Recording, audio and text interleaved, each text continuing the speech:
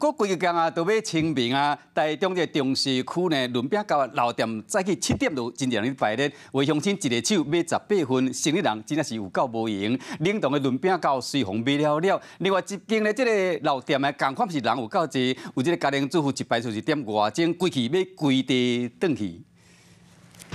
民众排队排到热肠，大家等啊等，拢是为着等一味。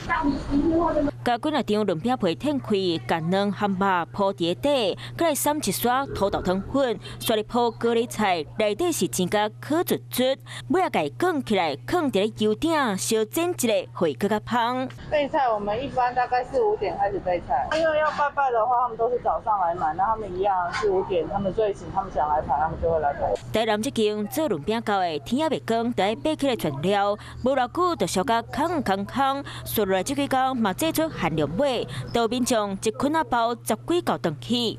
18个吧，所以大家族啊，就是一次排队一起，长辈喜欢吃啊。他们每天都排队了。来到另外一间糕轮饼的店门口的人客吵，店外嘛无应该变过，有人一礼拜就是排1点钟到。一般的轮饼皮比较脆。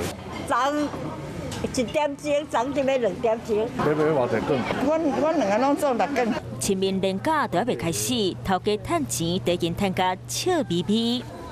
Hello， 我是林仙怡。想要掌握最及时的新闻资讯吗？赶快订阅、按赞、开启小铃铛，锁定华视新闻 YouTube 频道，也不要忘记收看《华视新闻》杂志哦。